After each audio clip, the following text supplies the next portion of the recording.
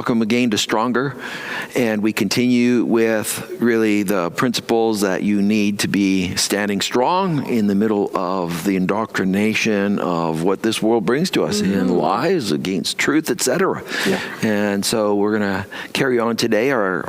We've entitled this one, Together is Not an Option. And it's an absolute necessity. Yep. And we have a cool backdrop behind us that kind of illustrates that. Brent, have you ever heard this song before? One is the loneliest number that you'll ever do. Oh, yeah, absolutely. Actually, it was James that showed me that one. Two can be as bad as one. Yeah, it's the loneliest number since... I'm not telling you. You have to look it up. Okay, Three Dog Night. Okay, there you go. Do you remember that song? I do, actually, but only from a commercial. Yeah. I'll be honest, it was on a commercial. The cleaning commercial with the broom, right? Yeah. Wow, that's pretty interesting. So, look, when it comes to the Christian faith, it's not just that it's more than one, it's who is that other. That's right. Absolutely. So we want to talk about the wisdom that's necessary in building a very strong relational components that are moving your faith and securing your faith into an immovable place. Yes. Because you're standing in the right kind of together. Right, with the right company. So it's not just having it together. Yes. It's the right kind of together. That's right. Right. Yeah, when we look at the story of Daniel, I mean, we know now that he was taken captive, torn from everything he knows, and he was able, for many reasons, to stand firm in his faith throughout his whole lifetime. But he had these three comrades with him, and they were able to support each other and strengthen each other's faith. And they may have been the only four in that area that were able to stand firm in their faith in God, but they had each other. Well, they were the only four that took on the test that they manufactured for them. So it was like, you're often in a minority, but the minority can be more powerful than the majority if the minority is shaped correctly. Yes. And that's where they had the right shape to this. Absolutely. I've seen it play out in, back when I was the youth pastor, I watched it play out in a lot of kids' lives. I've seen it play out in my own life. It wasn't until I had to really, decide who my close friends were going to be, the ones who were really, I was really allowing that inner circle area. That's when things really started to change for me, when God really started to become real in my life. So I've seen it happen time and time again. We all need these ins and outs of life, the outlet, the inlet.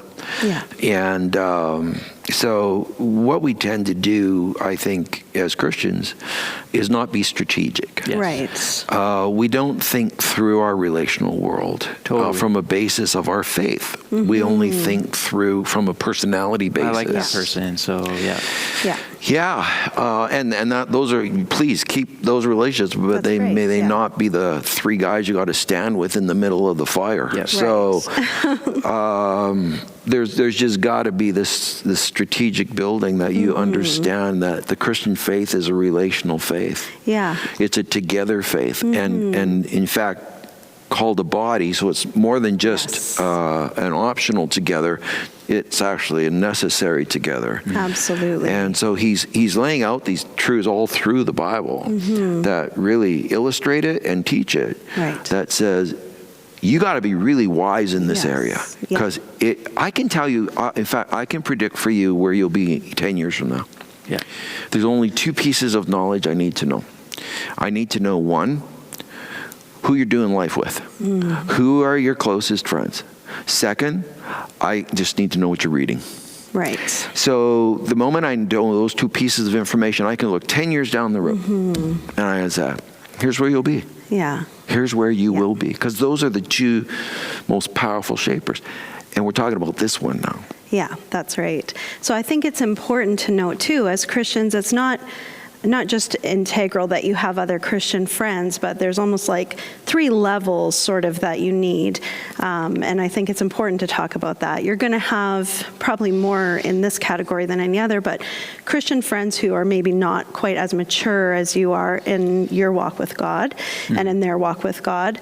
And, you know, you're going to spend a fair amount of time with those friends, maybe more teaching them, or there's some energy expended there with being that example of maturity, right? Yeah, leading by example, yeah. Yeah, absolutely. And then it's really important, too, that you have friends that share the same level of maturity of faith as you. And those are the people that you can just kind of relax with. And, you know, they're going to help fill your tank. You're going to fill theirs. But you can just be with them, right? And then I think it's so important. We always have people who are more mature than us in our lives that we can just learn from and listen to. And we don't have to do much talking. We're learning and growing under them. Yeah, so aren't you guys just so grateful that you have me in your life? Man, Yes. man, yep. I am grateful to have you in my life. But this factor of the relationship, I think one way to understand this too is even for parents to be really strategic in what they're doing, but the same flow is the same. Yes. It's about how you open up your own intimate world. So if you want to build great ones from your individual self, you got to welcome the right people into the intimate world. That's right. That's there, and make them a part of the adventures that come out of that and the pursuits of life that come out of that. And but you do that as a parent with your friends, the friends of your kids too. Absolutely. You got to open up your family's intimate and then target and then bring other kids that are going to share the same values, the same kind of leans that are needed in life into your family's intimate world sharing. They got to be at your dinner table. They got to have the sleepover. They got to be the ones you take on an adventure with your kids. They got to be the ones that you are incorporating into that part of your life. Absolutely. Same way you do it as an individual. Absolutely. Families need to do this, Christian families. Yeah. In doing that, you're being strategic. That's what I mean by strategic. Yes, that's right. Yeah, you're training your kids, and they might not even realize it, but you're training them for when they get into those ages where they're going to have to start being strategic now. They're going to have to sort of take the baton and start moving and making decisions. Yeah, you're training them on how to organize their relational world, not only by seeing you living that out as an example in your own life, but you're helping them at whatever age they're at to organize it properly, and with the hopes that as they become more independent, they're going to value the right kind of friendships and build them into their lives. Now, before you jump all over this and say, well, what about the kids that aren't Christian kids? And your children can have those relationships. Yep. That's a great thing, actually. But make sure the influence is really super loaded one way. That's right. So that you have this power structure that's connected to your family's intimate world. And then they're walking into a zone that's all predetermined. Yes. It's all prepared.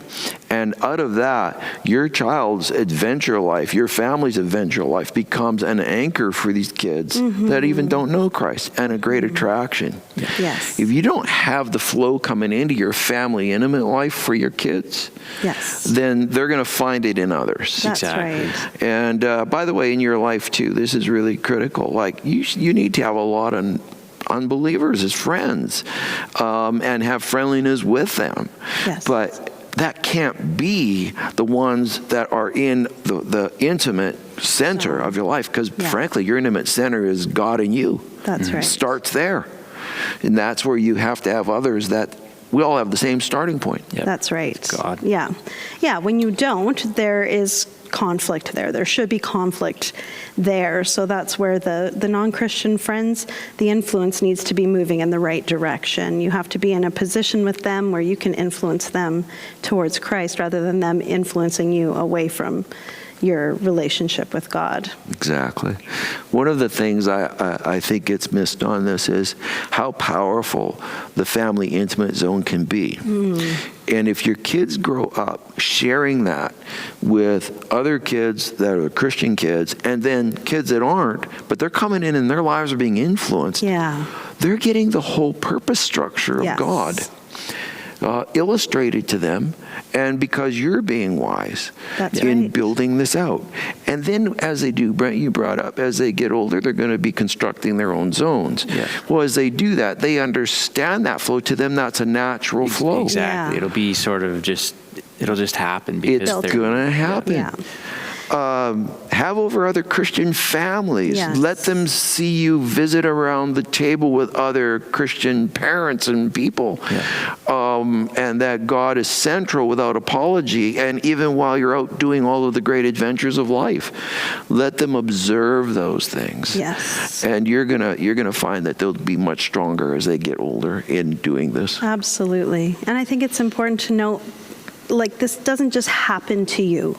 You have to be intentional. You know, there's a lot of people that, you know, come to church, but, you know, then they go home like, oh, why don't I have any friends? I'm doing all the right things. This is on you. You need to build those relationships. If that's what you want, it needs to be up to you. Don't just wait for it to happen to you, and don't just wait for it to happen to your kids. You have to be intentional about building these relationships. Yeah. I think relationships have gotten so sloppy in this day and age. And let me Yes. explain. It has become all about our feelings. Yes. Not about our strategies. Mm-hmm. And so what we tend to do is wait for the right feeling from somebody. Yes. And then we'll kind of move a little bit towards them. Yeah. More personality. Whereas rather driven, than being strategic and moving towards people and being Christian, knowing that as Christians, we are connected together with a much deeper thing than how I feel about you. That's right. And so the practice of Christian fellowship, which is different than I like you, Yes. is something that is necessary in this day and age to mature our relational world.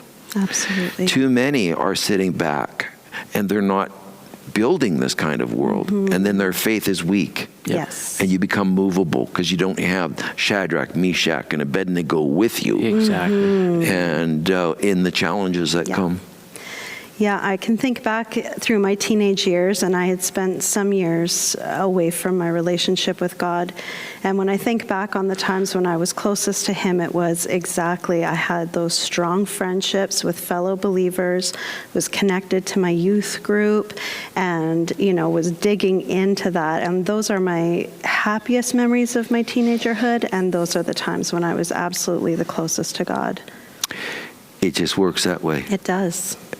And it comes out of intentionality, strategic thinking, understanding the power of your family intimate world. And I mean just the fun part. Yeah. And then incorporating the right relationships in that, and being a powerhouse of influence into all relationships. That's right. It's more than doable. It's going to require unselfishness. Yes. It's going to require clear vision on it. Yes. More than anything. I promise you this, if you do that and you get a little bit further down this road, you're not going to worry about your kids' choices when they go into the different challenges of life coming up. Yeah. Because they've been exposed in this. They've got the core strength. They understand how to measure out their relational world. My gosh, they're not moved very easily. That's right. So we encourage you in this. Remember this. Together is not an option. You have options in togetherness, but being together is not. Be smart. Be wise. Have the right together.